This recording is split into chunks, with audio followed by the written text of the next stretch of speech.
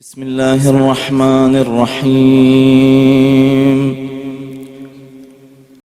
وصولة الحيدرية وعصمة الفاطمية وصل الحسنية وشجاعة الحسينية وعبادة السجادية والمعاصر الباقرية والعلوم الجعفرية والعلوم الكاظمية وحجة الرزوية وجواد تقوية ونقابة نقوية وهيبة العسكرية وغيبة الآخية.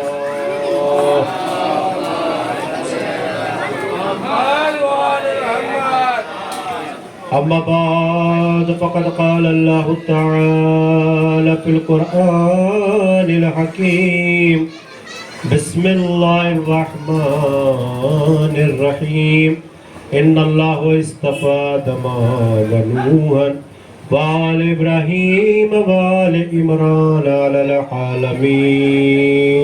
صلى الله عليه وسلم.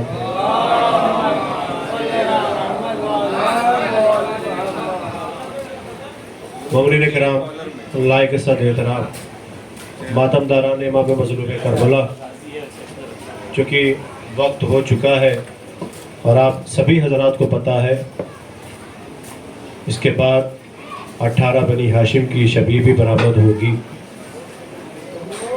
جلوس بھی برآمد ہوگا اور جلوس کو درگاہ تک جانا ہے اور اس کے بعد کے بھی مرحلے ہیں، لہذا زیادہ وقت لینا آپ کا مقصود نہیں سمجھتا، بس اتنی دیر گفتگو ہو جائے کہ وقت کے امام کو ان کے جد کا پرسہ پیش کر لیا جائے اور اس مجلس اعزا کا ثواب مل جائے. ایک صلوات پڑھیں حضرت آل محمد پر.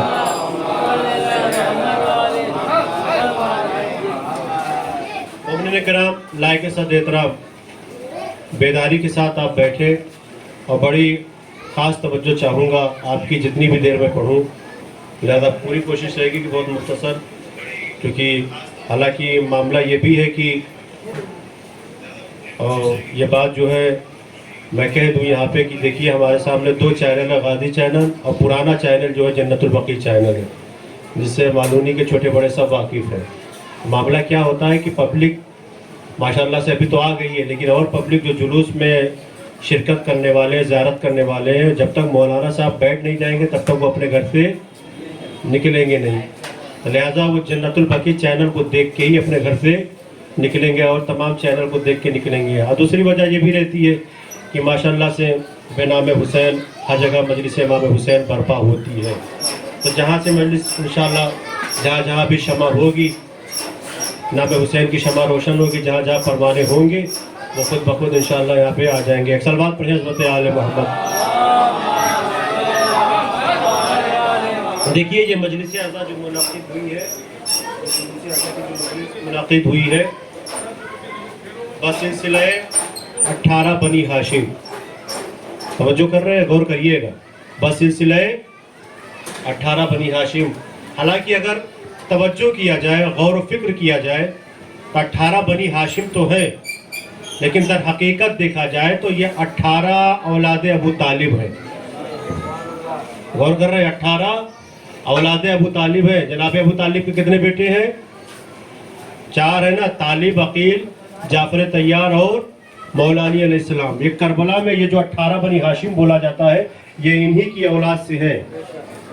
غور کیا، یعنی جناب ابو طالب کی اولاد سے ہے، تو لہٰذا میں نے اسی آیت کا انتخاب کیا ہے کہ جناب ابو طالب ہی کے حوالے سے کچھ دیر آپ کے سامنے گفتگو کی جائے. اللہ کیا ارشاد فرما رہا ہے؟ ان اللہ اصطفیٰ آدم ونوحا وآل ابراہیم وآل عمران، بے شک ہم نے انتخاب کر لیا، ہم نے چن لیا، ہم نے سلیکٹ کر لیا. کس کو؟ آدم کو، آدم کے بعد نوح کو، نوح کے بعد کس کو؟ آل ابراہیم کو، آل ابراہیم کے بعد کس کو؟ آل عمران کو. توجہ کریے گا، آل عمران کو. کہاں پر؟ علی العالمین، عالمین پر. غور کریں گے، عالمین پر. اب دیکھیے میں زیادہ تمہید میں جاؤں گا نہیں، لیکن یہاں پر ایک بحث یہ ہوتی ہے کہ یہاں پر عمران سے مراد جناب موسیٰ، جناب ہارون کے والد کو لوگ لیتے ہیں، لینے والے لیتے ہیں، چونکہ ڈائیورٹ کرتے ہیں، ڈائیورٹ کرنے کی کوشش کرتے ہیں. ہاں جی یہاں پر عمران سے مراد وہ عمران نہیں ہے، یہاں پر عمران سے مراد جناب موسیٰ جناب ہارون. ہم نے کہا ٹھیک ہے ایک لمحے کے لیے آپ کی بات مان لیتے ہیں کہ یہاں پر مراد جناب موسیٰ جناب ہارون کے والد صاحب ہیں, لیکن آیت تو ذرا پڑھو. آیت کہہ رہی ہے آل ابراہیم و آل عمران, آل ابراہیم و آل عمران. ٹھیک ہے تم نے بتا دیا کہ جناب موسیٰ اور جناب ہارون کے والد صاحب ہیں, لیکن یہاں تذکرہ آل کا بھی ہو رہا ہے. عمران کو تو سیلیکٹ کر لیا, لیکن آل کا تذکرہ کہاں سے کرو گے؟ صلوات پڑھے عظمت آل محمد پر.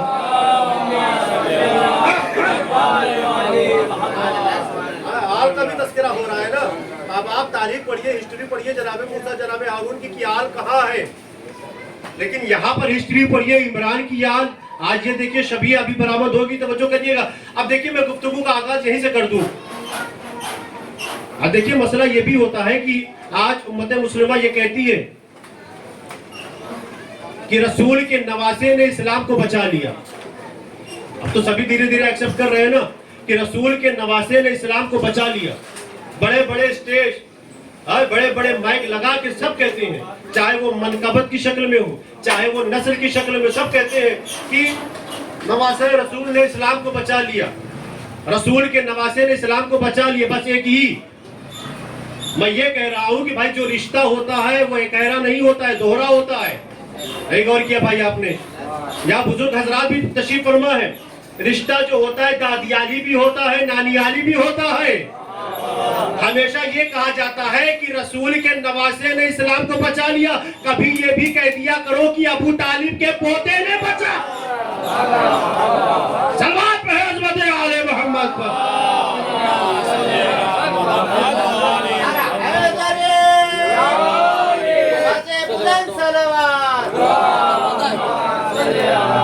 محمد والے محمد. توجہ کریں گے ایک اور صلوات پڑھے عظمت آل محمد پر. وہ جہاں پہ ہے بیٹھا رہنے دیجیے, متوجہ رہیے ادھر, چونکہ میں بہت جلدی سے گزر جاؤں گا. میں تھوڑا سا ہسٹری آپ کے سامنے رکھ دوں. رسول اللہ کی ولادت ہوئی تو ولادت سے پہلے جناب عبداللہ یعنی باپ بتایا, ہسٹری آپ کے سامنے ہے. ولادت کے بعد جناب عامرہ خاتون جو رسول اللہ کی مادر گرامی تھی, والدہ محترمہ تھیں, کچھ سال کے بعد ان کا بھی انتقال ہو گیا, ولادت کے کچھ سال کے بعد. توجہ کریں گے. رسول اللہ کی کفالت کون لیے ہوئے ہیں؟ دادا جناب عبد المطلب. لیکن جب رسول اللہ 4 سال 5 سال کے ہوئے, روایت میں عمر کو لے کے اختلاف ہو سکتا ہے, 5 سال 6 سال 7 سال جو بھی ہو, جناب عبد المطلب نے اپنی اولاد کو یکجا کیا, اپنے پاس بیٹھایا. توجہ کریے گا. اور بیٹھانے کے بعد کہا کہ دیکھو تم میں سے کون ہے کہ جو محمد کی پرورش کی ذمہ داری لے, محمد کی حفاظت کی ذمہ داری لے. یا میں جملے کو بدل کے عرض کر دوں کہ جناب عبد المطلب نے رسول اللہ کے سارے چچاؤں کو بیٹھایا کہ کون ہے تم میں سے کہ جو محمد کی پرورش کی ذمہ داری لے. سب خاموش تھے. جناب ابو طالب نے کہا, بابا جان, جناب عبد المطلب کی طرف مخاطب ہوئے کہ آپ یہ حق محمد کو دے دیجئے کہ وہ کسی کا انتخاب کر لے. جو بیٹھے ہوئے ہیں چچا, وہ کسی بھی چچا کے پاس جانا چاہتے ہیں, وہ اپنی مرضی سے چلے جائیں, یا آپ اختیار دے دیجئے محمد کو, محمد سیلیکٹ کر لیں کسی کو. توجہ کریے گا. تو جناب عبد المطلب نے کہا کہ بیٹا محمد کس کے پاس جانا پسند کرو گے؟ بڑی بیداری کے ساتھ سنیے گا, جملے کو سنبھال لیجیے گا. روایت میں ہے کہ رسول اللہ اٹھے اور اٹھنے کے بعد شفیق نظروں سے اس طرف دیکھا جس طرف دیکھنا چاہیے تھا. اس کے بعد اٹھ کے آئے, کھڑے ہو گئے. کس کے پاس؟ جناب ابو طالب علیہ السلام کے پاس. آگے کھڑے ہونے کے بعد کہا اپنے دادا سے, دادا جان میں نے چچا ابو طالب کا انتخاب کیا ہے, میں ان کے ساتھ رہنا پسند کروں گا, ان کے گھر پہ رہنا پسند کروں گا. جملہ آپ کے حوالے کر دوں, آج دنیا جس کا کلمہ پڑھتی ہے اسے محمد کہتے ہیں. اور بیداری کے ساتھ, آج دنیا جس کا کلمہ پڑھتی ہے اسے محمد کہتے ہیں، اور محمد جس کا کلمہ پڑھتا ہے اسے ابو طالب کہتے ہیں۔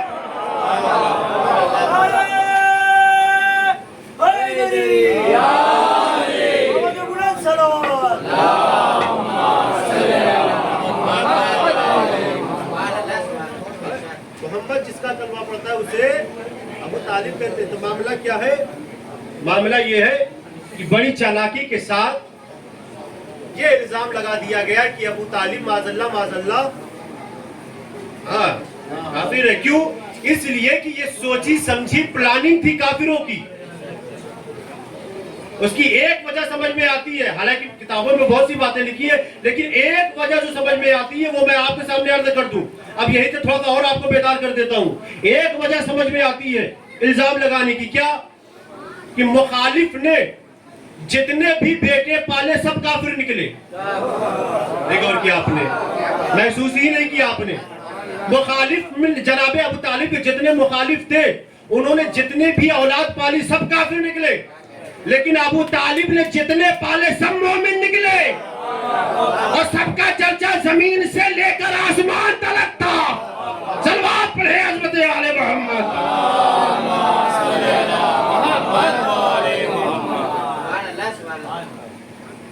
نعرہ حیدری، آواز بلند صلوات۔ اپنے شیعہ قوم کے بڑے عالم دین گزرے ہیں، ان کا کسی سے مناظرہ ہوا۔ کس چیز پر؟ اجاز بھائی، جناب ابو طالب کی اسی بات کو لے کر کہ معاذ اللہ ابو طالب مومن تھے۔ بات جو ہے بڑی لمبی ہو گئی، طولانی ہو گئی، تو سامنے والے نے مولانا صاحب سے کہا کہ آپ دلیل کیا دینا چاہیں گے؟ کہا دیکھو دلیل دینے کے لیے بیٹھنے کی جگہ ہونی چاہیے۔ یہ تم نے مارکیٹ میں روک لیا ہے، مارکیٹ میں تم کو ہم کیسے جواب دیں؟ کوئی پیچھے سے آ رہا ڈھکیل کے جا رہا، کوئی آگے سے آ رہا پیچھے کر کے چلا جا رہا ہے۔ دیکھو آپ مخصوص جگہ تلاش کرو، دکان وغیرہ چائے وائے کی چسکی لیتے ہیں، پھر اس کے بعد تم کو جواب بھی دیتے رہیں گے۔ توجہ کریے گا، دیکھیے مناظرہ لمبا ہو ہی نہیں پایا۔ جو چاہنے والا ہوتا ہے وہ اسی طریقے سے سامنے والے کو لاجواب کر دیتا ہے۔ تو کہا ٹھیک ہے، کہا پھر چلے دیکھتے ہیں کوئی مناسب دکان اس مارکیٹ میں دیکھیے۔ مولانا صاحب نے کہا کہ آئیے یہ سامنے دکان ہے، اسی میں بیٹھ کے باتیں کرتے ہیں، کچھ گفتگو کرتے ہیں آپ سے۔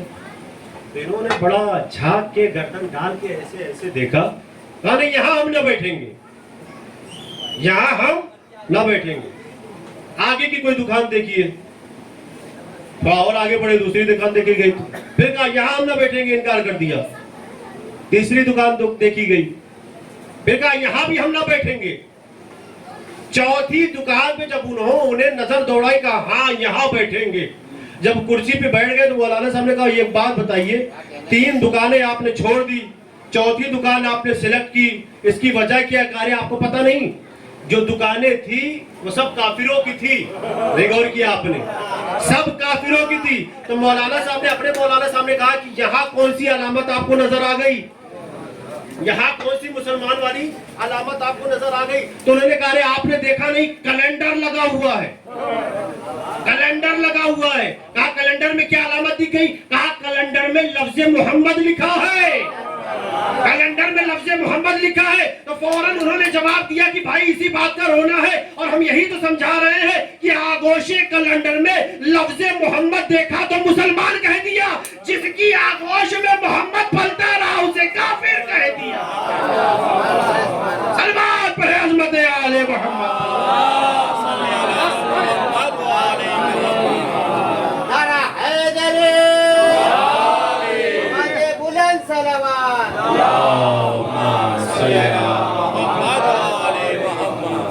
غور کریے گا، میں ذرا سا آگے بڑھ جاؤں۔ اسلام کی پہلی دعوت کہاں پہ ہے؟ دعوت ذوالعشیرہ ہے، سب کو پتا، لیکن کہاں پہ ہے؟ مکے میں۔ اللہ کا گھر کہاں پہ ہے؟ خانہ کعبہ مکے میں۔ لیکن اسلام کی پہلی دعوت کہاں پہ ہو رہی ہے؟ مکے میں کس جگہ پہ ہو رہی ہے؟ بھائی تاریخ آپ اٹھا کے لائیے اور چیلنج کریے سامنے والے کو، لے کے آؤ کوئی بھی تاریخ لے کے آؤ، روایت اسلام کی سب سے پہلی دعوت دعوت ذوالعشیرہ ابو طالب کے گھر پہ ہے. میں تو سوال بنتا ہے نا کہ بارہ الہ اسلام کی پہلی دعوت مکے پر، وہ بھی تیرے کہنے پہ، اور تیرا گھر بھی مکے میں. غور کر رہے ہیں، تیرا گھر بھی مکے میں. کیا وجہ ہے کہ مکے کے قریب یا مکے کے ارد گرد دعوت نہ رکھے؟ دعوت کہاں پہ رکھی گئی؟ جناب ابو طالب کے گھر پہ. توجہ کر رہے، ایک سلوات پڑھیں حضرت آل محمد.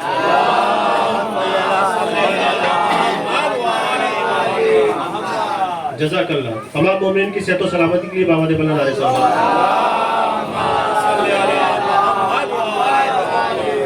گھبرائیے کہ نہیں کہ اب تو پنکھا لگے تو مولانا صاحب کو اور موقع مل جائے گا. نہیں، میں نے جو وقت جو وعدہ لیا ہے آپ سے انشاءاللہ. ہاں، ایک سال بعد پڑھے حضرت آل محمد. دعوت کا معاملہ کیا ہوا؟ دیکھیے، میں کچھ اس میں سے جو اہم بات ہے وہ آپ کے سامنے رکھنا چاہتا ہوں. پوری دعوت پڑھوں گا نہیں. اللہ کے کہنے پر رسول اللہ نے سب کو بلایا، بھائی آؤ، کھانے پینے کا بھی اہتمام ہے. کھانے پینے یہ مسئلہ تو یہی ہو گیا ہے نا. ابھی آپ شادی مجلس رکھیے، دیکھیے میں اپنی ذمہ داری نبھا رہا ہوں، اتنا مجمع نہیں ہوتا ہے، لیکن جب آپ نوٹ لگا دیں گے تو مجمع بہت آئے گا.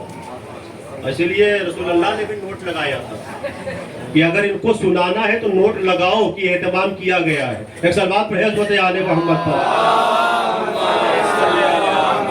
یہ ہماری فکر ہے، یہ ہماری فکر ایسی ہو گئی. حالانکہ کربلا نے کچھ اور میسج دیا ہے ہم کو، لیکن ہم اس میسج کو نہیں لینا چاہتے ہیں، ہم غور و فکر نہیں کرنا چاہتے ہیں. مجلس مطلب اپنے اندر چینجنگ، مجلس یعنی اپنے اندر انقلاب، اور ایسی چینجنگ ہو کہ آپ سماج میں جائیے، بدلاؤ کریے. اس لیے کمیٹی صاحب نے کہا تھا نا کہ 2 مہینہ 8 دن اگر ہماری زندگی سے آ کے گزر جائے اور پھر بھی ہمارے اندر کوئی چینجنگ نہ آئے تو یاد رکھنا ہم نے غم نہیں منایا ہے، ہم نے عزاداری نہیں منائی ہے، ہم نے رسم کی ہے. جہاں غم ہوتا ہے وہاں چینجنگ ہوتی ہے، جہاں رسم ہوتی ہے وہاں چینجنگ نہیں ہوتی ہے. تو اگر غم منائیں گے تو اپنے اندر چینجنگ ہوگی. ایک سال بعد پڑھے حضرت آل محمد.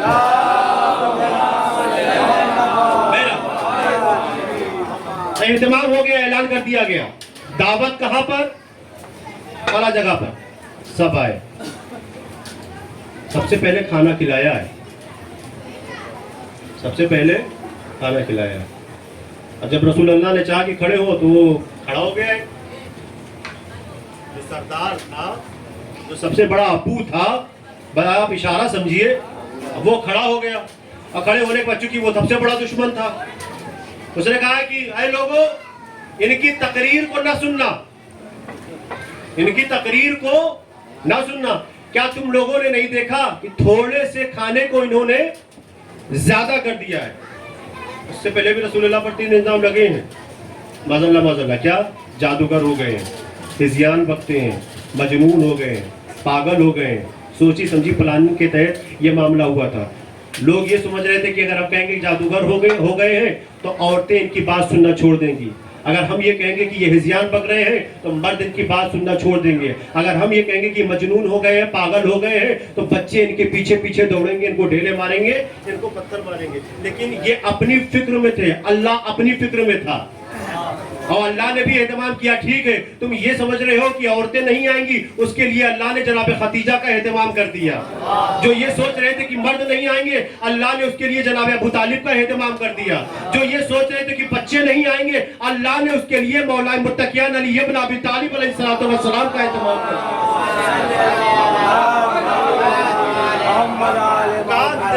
کیا تم لوگوں نے دیکھا نہیں کہ یہ جادوگر ہے؟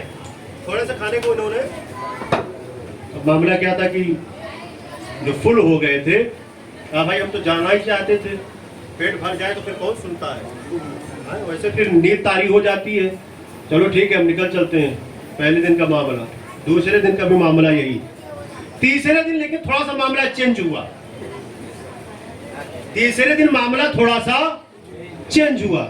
چینج کیسے ہوا کہ جیسے ہی کھایا اور کھانے کے بعد بیٹھے اور جیسے ہی وہ اٹھا کچھ بولنا چاہا تو آج کوئی اور کھڑا ہو گیا.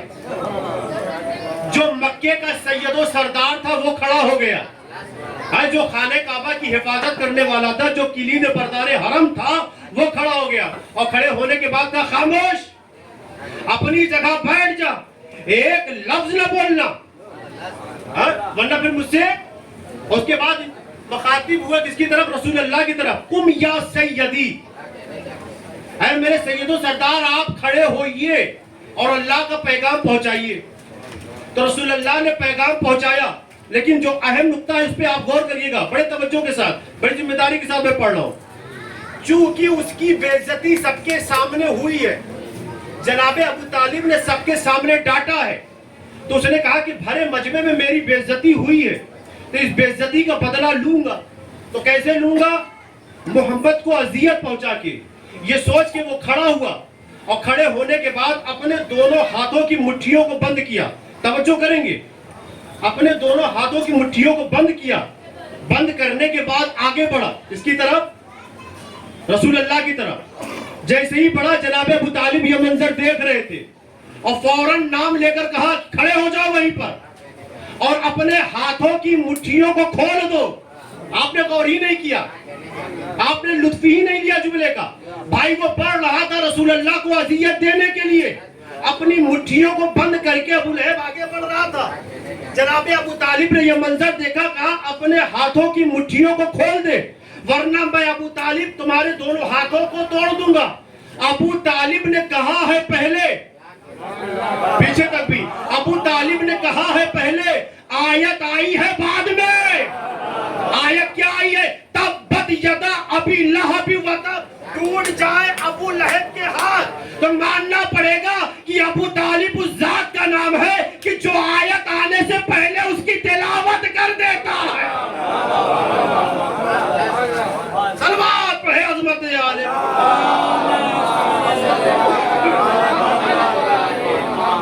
ایک اور صلوات پڑھے عظمت عالم.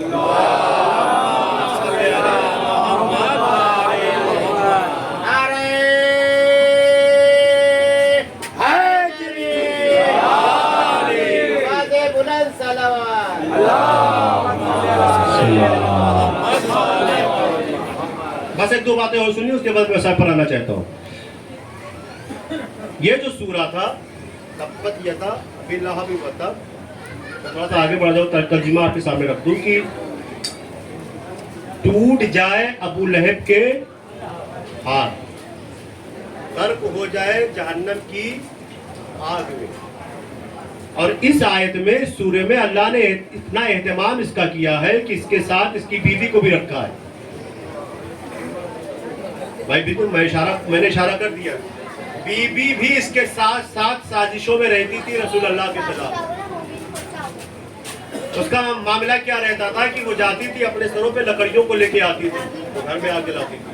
تو قرآن نے سورے میں یہی لکھا ہے کہ جو اپنے سر پہ وہ لے کے چلتی ہے لکڑیوں کو بوجھ، وہ اس کا ایندھن ہے، وہ اس کا جہنم کا ایندھن ہے. اور اسی ایندھن میں وہ دونوں، اور اللہ نے کہا کہ ہم نے ان کا اتنا خیال کیا ہے کہ جہنم میں ان کو الگ الگ نہیں رکھا ہے، دونوں کو ایک ساتھ ہی رکھا ہے تاکہ دونوں ایک دوسرے سے گلے مل کے چل جائے. ایک صلوات پڑھے عظمت آل محمد پر. لیکن اب یہاں پہ سنیے، اب چونکہ وہ بیوی تھی، مکے کی رہنے والی تھی، اور مکے کی عورتیں باپ رے باپ،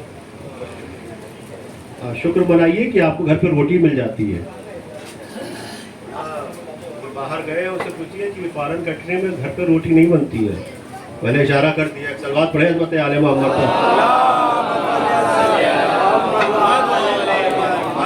اب وہ جو کسی کے رشتے میں پھوپھی بھی لگتی تھی، دیکھیے میں لحاظ کرتا ہوں لیکن اشارہ کر رہا ہوں، ہاں یہ جو بیوی تھی کسی کی پھوپھی بھی لگتی تھی. تو جب اس کو پتا چلا کہ ان کے ساتھ ساتھ یعنی میرے شوہر کے ساتھ ساتھ میرے بارے میں بھی آیت میں یہ آیا ہے اور رسول نے اعلان کیا ہے کہ ان دونوں کا یہ معاملہ ہوگا جہنم میں، تو چونکہ لوگوں نے پہلے ہی اس کے بارے میں سن رکھا تھا. یہ آخری بات سنیں، میں مسائل پر آنا چاہتا ہوں. یہ چونکہ یہ بات رہ جاتی ہے عموماً عرض نہیں ہو پاتی، میں آپ کے سامنے عرض کر رہا ہوں. اور لوگوں نے پہلے ہی سے اس کو دیکھ رکھا تھا کہ باپ اتنی دبنگ ہے، اتنی خطرناک عورت ہے. تو اس نے کہا اچھا یہ بات ہے، ٹھیک ہے ملیں گے محمد تو میں ان کو بتاؤں گی. ایسا کیسے ہو سکتا ہے کہ میرا نام کیوں آیا؟ تو پورے مکے والے پریشان تھے، وہ سب رسول اللہ سے کہہ رہے تھے یا رسول اللہ فلاں عورت جو ہے آپ کو ڈھونڈ رہی ہے. اور اس نے کہا کہ محمد ملے تو بتاؤں گی. ہوا ایک دن ایسا کہ خانہ کعبہ کے قریب جو پہلے حضرت تھے، ذات سے حضرت نہیں جیم سے، جو پہلے حضرت تھے وہ رسول اللہ کے ساتھ تھے. تو انہوں نے کہا کہ یا رسول اللہ میں نے سنا ہے کہ وہ فلاں عورت جو ہے آپ کو ڈھونڈ رہی ہے. رسول اللہ نے توجہ ہی نہیں دیا، رسول اللہ نے توجہ ہی نہیں دیا ان کی بات پہ، لیکن وہ بار بار اصرار کر رہے تھے کہ ڈھونڈ رہی ہے. اسی اثنا میں وہ سامنے سے دکھ گئی. توجہ کریے گا، دیکھیے بہت بڑا جو مسئلہ ہے آپ کے سامنے کلیئر کرنا چاہتا ہوں. آج ایک بات ہمارے اوپر یہ بھی آتی ہے کہ سامنے والا کہتا ہے کہ یہ لوگ نہ جانے کون سے امام کو مانتے ہو، کہتے ہیں کہ ہمارا امام پردے غیب میں ہے. تو ان کا نہ جانے کون سا امام ہے کہ جو آج تک پردے غیب میں، یہ ہمارے اوپر بھی اشکال کرتے ہیں سامنے والے. لیکن اب اسی سے معاملہ کلیئر ہو جائے گا. یہیں سے کہا یا رسول اللہ دیکھیے سامنے سے آ رہی ہے. رسول اللہ نے کہا بھائی آنے دو، تم پریشان کاہے ہو رہی ہے، ڈھونڈ ہم کو رہی ہے نا، تم اتنا ڈر کاہے رہے ہو. تو جب وہ دھیرے دھیرے قریب آئی، یا رسول اللہ اور قریب آ گئی. رسول اللہ نے کہا آنے دو، میں اس کو دکھائی نہیں دوں گا. نہیں غور کیا آپ نے، آنے دو میں اس کو دکھائی نہیں دوں گا. وہ قریب آئی اور قریب آنے کے بعد پہلے حضرت سے ہم کلام ہوئی، اور ہم کلام ہونے کے بعد یہی کہہ رہی تھی کہ محمد کو سمجھا لینا، جہاں ملیں گے چھوڑوں گی نہیں. یعنی ان سے ہم کلام ہونے کا مطلب کہ رسول اللہ نے صحیح کہا تھا کہ میں اس کو دکھائی نہیں دوں گا.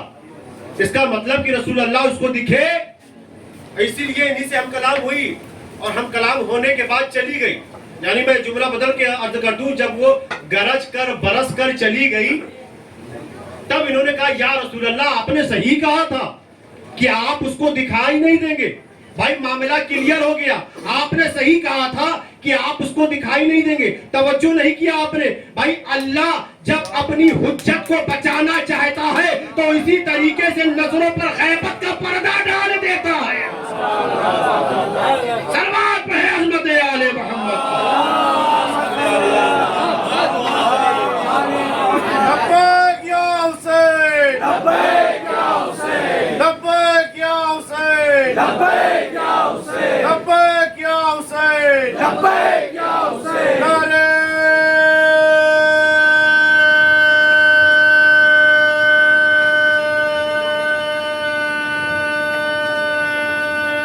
حیدری، محمد وآل محمد صلوات. تو غور کیا آپ نے. تو رسول اللہ کی حفاظت جناب ابو طالب نے کس طریقے سے کی. کئی رات جاگ کے رسول اللہ کی حفاظت کی ہے. کبھی بستر پہ اپنے بیٹے کو سلاتے تھے، کبھی بیٹے کو اٹھا کے بھتیجے کو سلاتے تھے. لاؤ کوئی ایسی تاریخ میں کوئی ایسا چچا لے کے آؤ، تاریخ میں کوئی ایسا چچا کہ جس نے بھتیجے کو بچانے کے لیے اپنے بیٹے کو قربان کیا ہو. اور یہ ذات جناب ابو طالب ہے.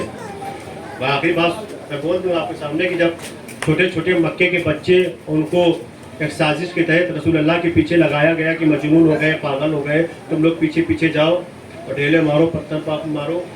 تو کئی دن تک یہ معاملہ چلتا رہا. رسول اللہ کو پریشان کرتے رہے وہ بچے، بڑے شریر بچے تھے.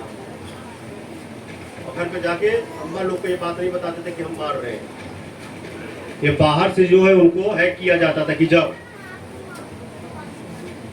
ایک دن رسول اللہ نے آگے چچا سے کہا چچا جان یہ مکے کے بچے ہم کو پریشان کر رہے ہیں.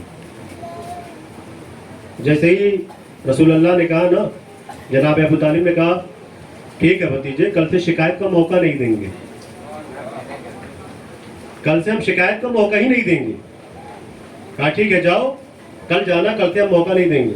اب دوسرے دن کا معاملہ کیا ہے، تاریخ آپ کے سامنے ہے کہ رسول اللہ آگے تھے، پھر وہی بچے پیچھے پیچھے ڈھیلے مار رہے ہیں، کنکڑیاں پھینک رہے ہیں، کھجور کی گٹھلیاں پھینک رہے ہیں. ساری تاریخ ہے. لیکن آج جب رسول اللہ گئے ہیں اور ان کے پیچھے وہی بچے تھے، لیکن ان بچوں کو نہیں پتا تھا کہ آج ہمارے پیچھے ہماری موت ہے. اگر رسول اللہ کو مار رہے ہیں تو پیچھے سے جواب آ رہا ہے. معاملہ کیا ہوا کہ جب گھر پہ ٹوٹے پھوٹے لنگڑے لولے پہنچے، میں نے کہا کہ ماؤں کو یہ بات نہیں پتا تھی. اور بچے بھی اتنے شریر ہوتے ہیں کہ جب کسی سے لڑ کے گھر پہ جاتے ہیں تو اپنی غلطی نہیں بتاتے ہیں، سامنے والے کی غلطی بتاتے ہیں. کہا یہ کیا ہوا، کہا ابو طالب کے بیٹے نے ہم کو مارا ہے. بھائی جو ہاتھ ٹوٹے ہیں، پیر ٹوٹے ہیں، کان ٹوٹے ہیں، جو آنکھ کے اندھے ہوئے ہیں، یہ جو سر ٹوٹے ہیں، یہ کس نے کہا؟ ابو طالب کے بیٹے نے کہا تم اتنے زیادہ، وہ اکیلا؟ کہا ہاں وہ اکیلا ہم پر بھاری تھا۔ اب چونکہ میں نے آپ کو عرض کیا نا کہ وہ کتنی خطرناک مائیں ہوتی تھی، کتنی خطرناک عورتیں تھیں، سب اپنے گھر سے نکل کے جناب ابو طالب کے، آخری جملہ سنیے اس کے بعد میں مصائب شروع کرتا ہوں، سب جناب ابو طالب کے گھر پہ، ابو طالب دیکھیے تمہارے بیٹے نے ہمارے بچے کا کیا حال کیا ہے، سب اپنا اپنا درد لے کے پہنچی تھی، سب کہہ رہی تھی کہ دیکھیے ہاتھ ٹوٹ گیا، کوئی کہہ رہی تھی کہ دیکھیے میرے بچے کا پیر ٹوٹ گیا، میرے بچے کی ناک ٹوٹ گئی، سب کہہ رہے تھے۔ جناب ابو طالب نے ایک جملہ کہا، جناب ابو طالب نے ایک جملہ کہا، اپنے بچوں کو گھر پہ رکھ لو، کل میرا بچہ پریشان نہیں کرے گا۔ بھائی ابو طالب نے سادگی سے ایک جملہ کہا ہے اور زمانے کو ایک میسج بتا دیا ہے کہ دنیا محمد سے عداوت کرنا چھوڑ دے، علی ان کو مارنا چھوڑ دے۔ صلوات پڑھے عظمت آل محمد۔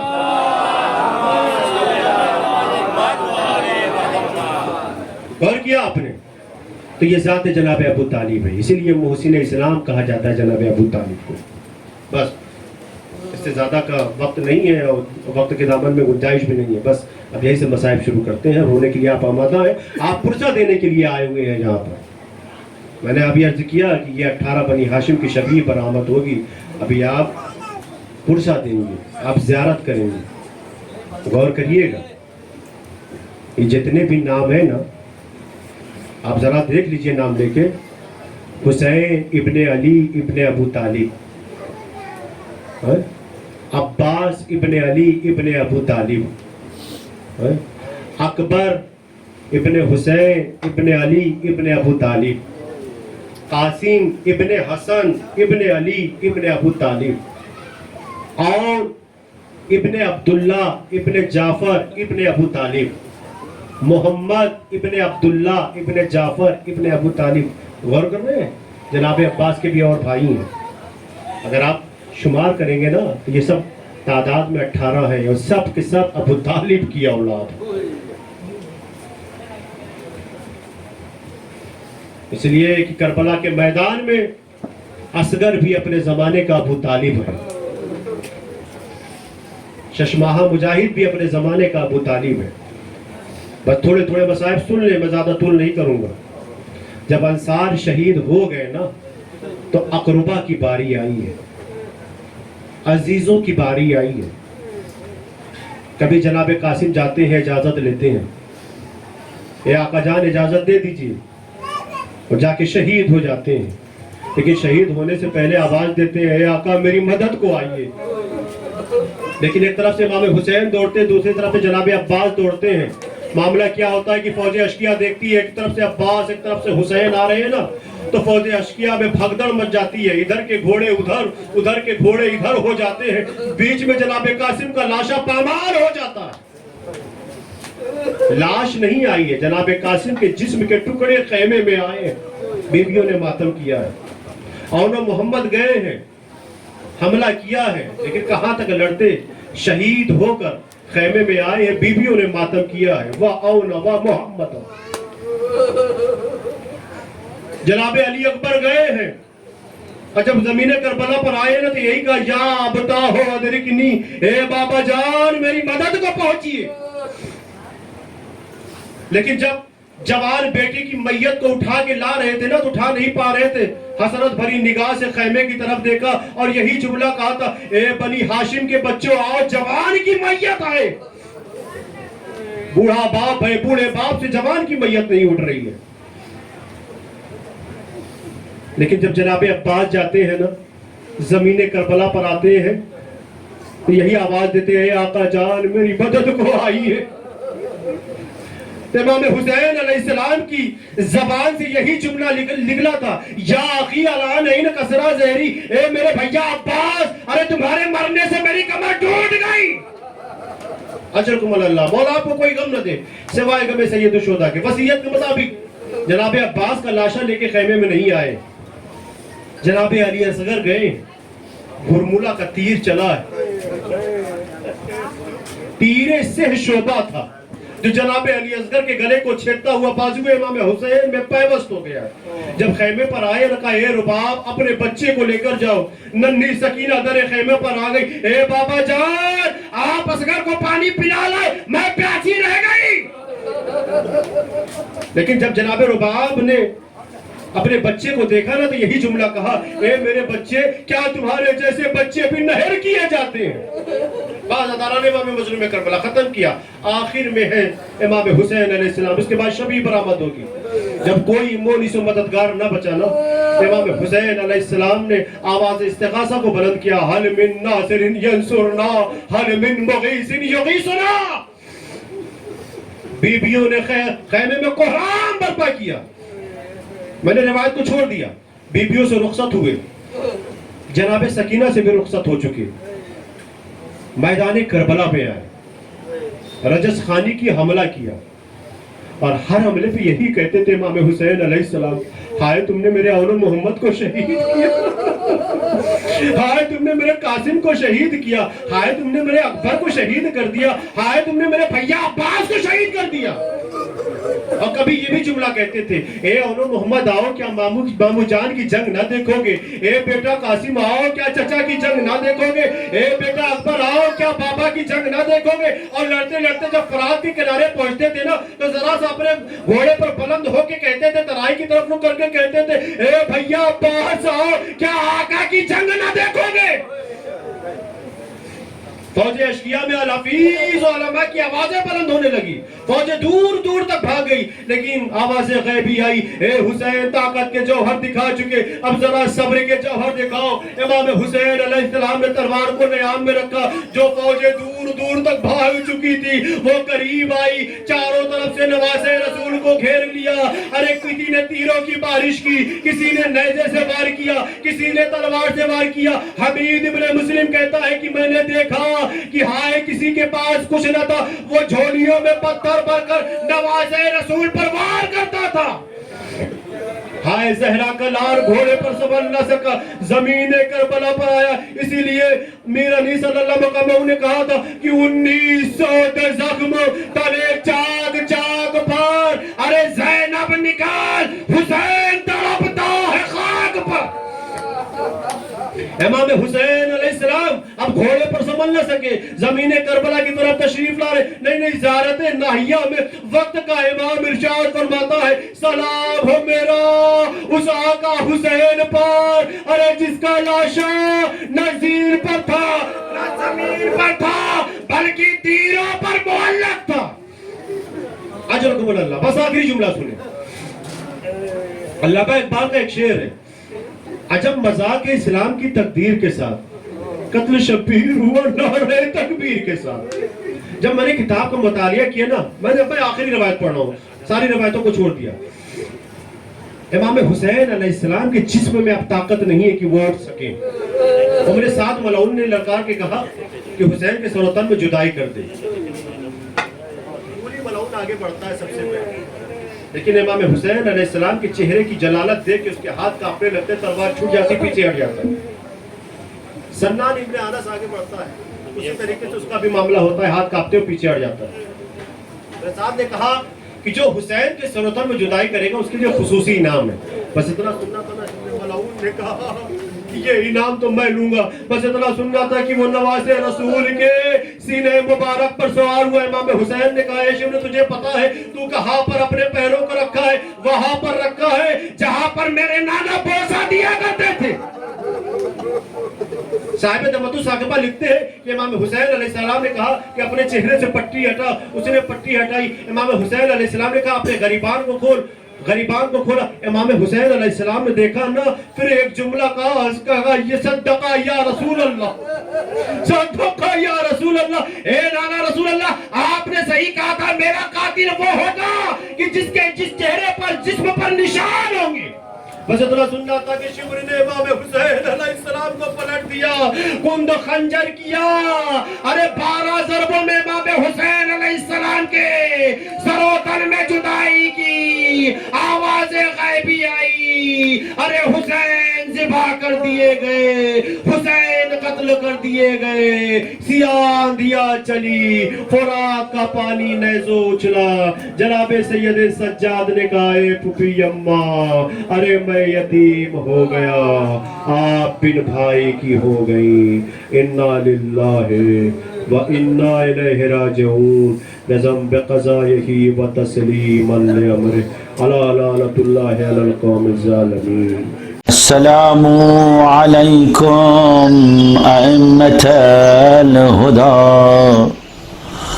ورحمة الله وبركاته، أستودعكم الله وأقرأ عليكم السلام، آمنا بالله وبالرسول وبما جئتم به ودللتم عليه، اللهم فاكتبنا مع الشاهدين۔ اللهم صل على محمد وآل محمد، اللهم صل على محمد وآل